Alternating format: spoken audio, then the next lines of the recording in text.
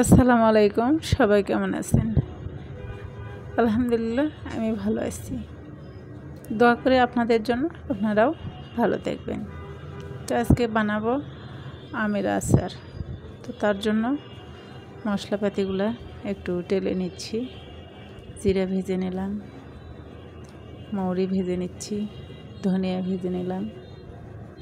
তো এখন একটু এই যে দারুচিনি, সাদা এলাচ, কালো এলাচ দেওয়া, সেগুলো একটু টেলে নেব। নিয়ে যে সবগুলো আমার ভাজা হয়ে গেছে, তো একটু ঠান্ডা হওয়ার জন্য রেখে দিছি। তো একটু পরে আমি এগুলো ব্লেন্ডার করে নেব। তো এগুলো ঠান্ডা হতে থাক, আর এদিকে আমি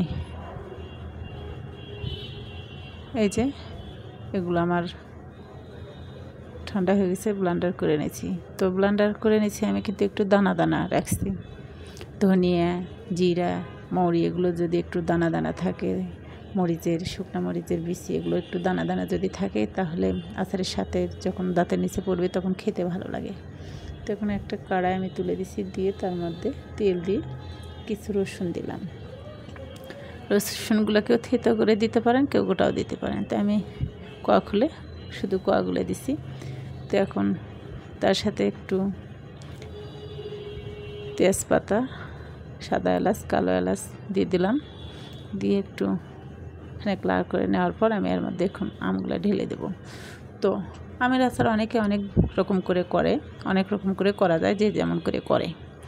কে কেমন করে করে সেটা জানি না, আমি আমার মতো করে করলাম। যদি আপনাদের ভালো লেগে থাকে অবশ্যই অন্যদেরকে দেখার সুযোগ করে দিবেন, আর কমেন্ট করে জানাবেন আপনার আমের আচার কেমন হয়েছে।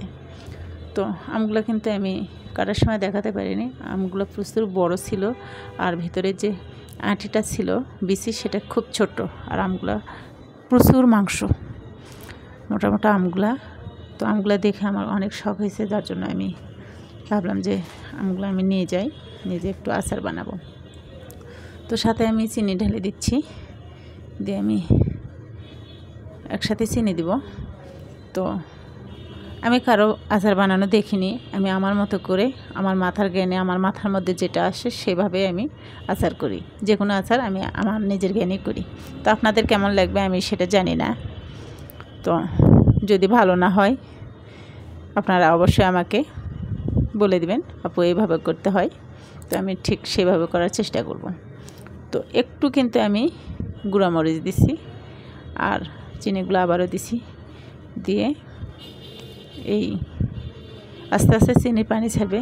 তো ভাবছিলাম কিছু আম হয়তো গোটা থাকবে, যে আমগুলো বড় বড়, ভাবলাম গোটা থাকলে একটু ভালোই হবে। ওরে আল্লাহ, সবগুলো আম একদম ডাল হয়ে গেছে, ঘাটে গেছে। তো এগুলো কি বলেন? তো এই আমটা আমার জাল করতে অনেক সময় লাগছে।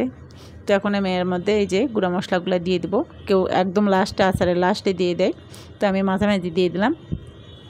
মাঝামাঝি দিলাম এই কারণে যে এর মশলার ঘ্রাণটা আচারের ভিতর সুন্দরভাবে বসে যাবে। তো আমার রাতে রাতে হাত লাগে গেছে, জানি না। তো ওর বাবা আবার শুয়েছিল, তো তাকে আবার চিল্লাই উঠে নিয়ে এসে ভাবলাম যে একটু লাড়ো। দেখো আমার হাত লাগে গেছে, তো একটু লাড়তেছে। তো হয়ে গেছে আমার আচারটা রেডি। কেমন লাগলো আপনাদের?